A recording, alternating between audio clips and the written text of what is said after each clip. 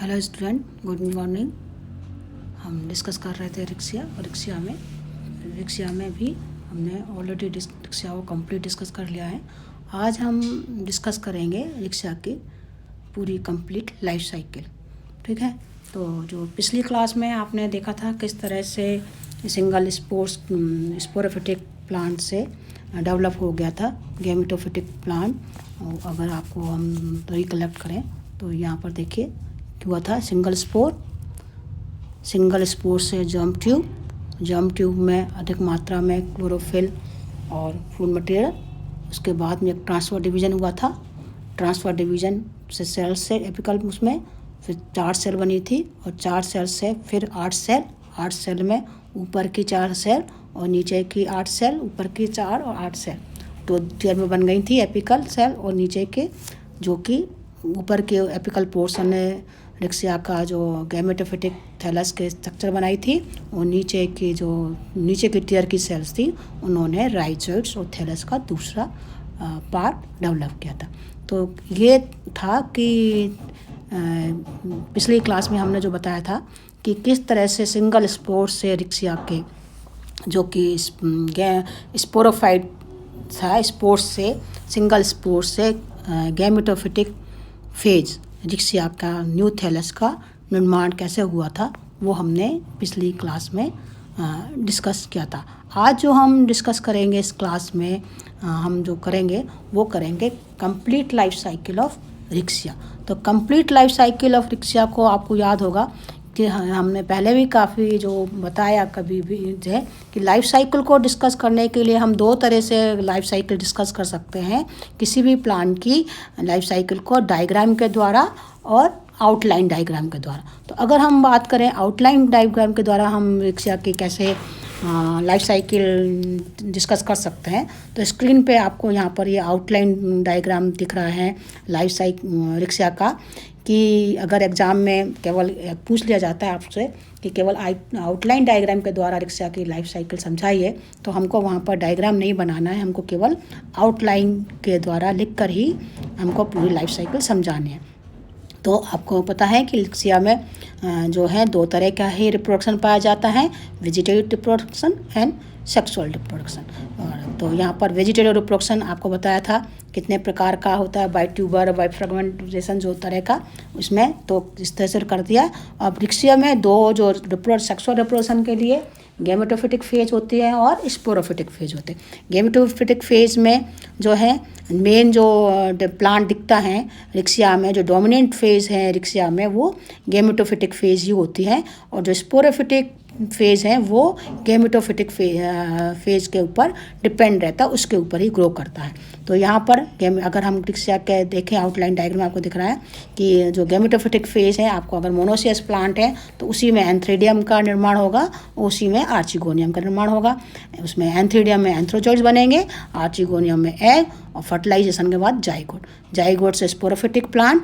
और sporophytic plant में spores tetrad, spores से स्पोर मदर सेल्स, मियोसिस और मियोसिस से जो स्पोर्स निकले उनका जर्मिनेशन और जर्मिनेशन से न्यू रिक्शा का थैलस का नाम। तो ये तो हो गया रिक्शा की लाइफ साइकिल को आउटलाइन के द्वारा कंप्लीट समझाना, किस तरह से हम एग्ज़ाम में आउटलाइन के द्वारा रिक्शा की लाइफ साइकिल को समझा सकते हैं। अब हम बात करेंगे रिक्शा के लाइफ साइकिल को डायग्राम के द्वारा हम रिक्शा की लाइफ साइकिल को कैसे बना सकते हैं।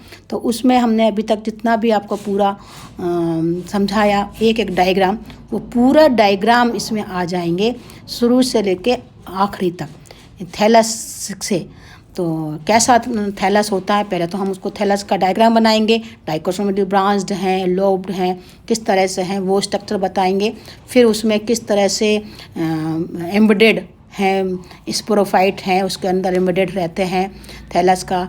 तो मेल गैमेटोफिटिक कैसा होता है, फीमेल गैमेटोफिटिक एंथ्रीडियम कैसे बनते हैं, आर्चिगोनियम का कैसे बनते हैं, एंथ्रीडियम में से एंथ्रोजोइड्स कैसे निकलते हैं, आर्चिगोनियम में कैसे neck cell, venter canal cells, egg बन के तैयार होता है, एंथ्रीडियम में एम्बेडेड होने के बाद में एंथ्रोजोइड कैसे बनते हैं और उसके बाद में यहाँ पर फ्यूजन होके जाइगोट का स्पोरोफिटिक जो है जाइगोट का निर्माण किस तरह से हो जाता है। नहीं, तो ये यहाँ पर जो आर्चिगोनिया हैं वो कहाँ पर लगी हुई होती हैं, थैलस के अंदर ही होती है। थैलस में जो फर्टिलाइजेशन है वो थैलस में ही होता है और ये एम्बेडेड यहाँ। तो यहाँ जो गैमेटोफिटिक फेज है वो थैलस के ऊपर ही है डिपेंडेंट। स्पोरोफिटिक गैमेटोफिटिक के अंदर ही, फीमेल गैमेटोफाइट के अंदर ही पर ही स्पोरोफाइट डेवलप होगा। और स्पोरोफाइट में रिक्सिया के स्पोरोफाइट का सिंपल कैप्सूल के रूप में ही होता है। तो यहाँ पर अगर ये जाइगोट बन गया, जाइगोट के बनने के बाद में आपको यहाँ पर देखा, यहाँ पर किस तरह से यहाँ जाइगोट में पूरा जाइगोट ने पूरा जो एग वाला पोर्शन है, वेंटर वाला पोर्शन है, पूरा घेर लेता है और फिर कलेप्टर का वहाँ पर निर्माण 2 to 3 लेयर कलेप्टर निर्माण कर लेता है। फिर वो जाइगोट में डिवीज़न होता है, 2 डिवीज़न, 4 डिवीज़न, और 4 से फिर 8 सेल एम्ब्रियो स्टेज बन जाती है। और फिर वो 8 सेल एम्ब्रियो स्टेज में उसमें पेरीथीसियम 2 पेरिक्लिनर डिवीज़न होते हैं, बाहरी एम्फीथीसियम और आर्चिस्पोरियम स्ट्रक्चर बन जाती है। जो एम्फीथीसियम बना देती है जैकेट का बाहरा निर्माण, तो कलेप्टा तो ऑलरेडी बन गया था, और अंदर का एम्फीथीसियम कर बनाता है स्पोरोगोनियम मास, और स्पोरोगोनियम मास अलग अलग होके बनाते हैं spore mother cells. Spore mother cells tetrad meiosis करके स्पोर्स टेट्राड और टेट्राड से मियोसिस करके स्पोर बन के तैयार, और सिंगल स्पोर्स फिर जर्मिनेट करके जर्म ट्यूब और न्यू रिक्सिया के न्यू थैलस का निर्माण। तो ये अगर हम एग्ज़ाम में पूरा का पूरा अगर लाइफ साइकिल पे पूछ लिया जाता है कि रिक्सिया की लाइफ साइकिल चित्रों के द्वारा समझाइए, किसके द्वारा, केवल चित्रों के द्वारा रिक्सिया की लाइफ साइकिल केवल चित्रों के द्वारा समझाइए।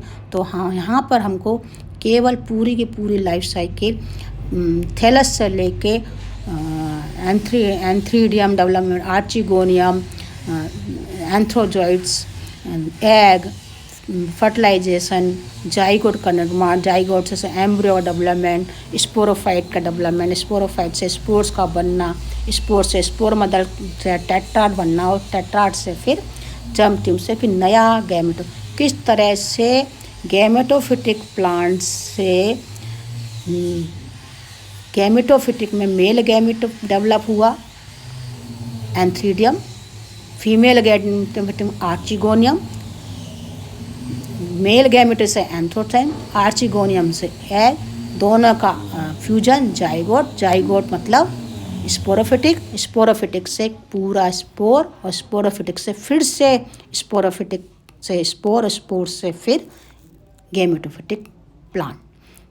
तो 2n नंबर, n नंबर से 2n, 2n से हैप्लॉइड से पूरी कंप्लीट लाइफ गैमेटोफिटिक जनरेशन से स्पोरोफिटिक जनरेशन आपस में किस तरह से कंप्लीट हुई, ये रिक्सिया की बात है। और यही हमको अगर एग्ज़ाम में पूछे तो हमें केवल चित्रों के द्वारा अगर लाइफ साइकिल पूछें तो हमें इस तरह का डायग्राम बनाकर एग्ज़ाम में समझाना है रिक्सिया का। तो ये है, ये डिपेंड करता है कि कितने नंबर में आपको पूछा है कि आउटलाइन डायग्राम बनाना है या चित्रों के द्वारा लाइफ साइकिल को समझाना है। ये हमको इस तरह से वहाँ पर डिस्कस करना है। और अगर आपको अलग अलग पूछ लिया है कि केवल गैमेटोफिटिक फेज़ बताइए तो हमें गैमेटोफिटिक फेज़ बताना पड़ेगा, और अगर स्पोरोफिटिक फेज़ की बात कर रहे हैं तो हमको केवल स्पोरोफिटिक फेज़। लेकिन अगर कंप्लीट लाइफ साइकिल की बात करते हैं रिक्शा को तो हमें पूरी की पूरी कंप्लीट लाइफ साइकिल को डिस्कस करना पड़ेगा। इट डिपेंड्स कि वो प्रश्न जो हैं कितने नंबर में से किस उसके रूप में पूछा गया है, ये इसके तरह उसी के हिसाब से हमको उसका जवाब देना पड़ेगा। ओके बच्चों, तो आज इसी के साथ हमारा जो है ब्रायोफाइट्स का जो मेंबर आपका रिक्सिया है सिलेबस में वो समाप्त हो गया है। अगली क्लास में हम स्टार्ट करेंगे जो आपका अगला मेंबर है मार्केंस है, उसको हम स्टार्ट करेंगे। Thank you very much.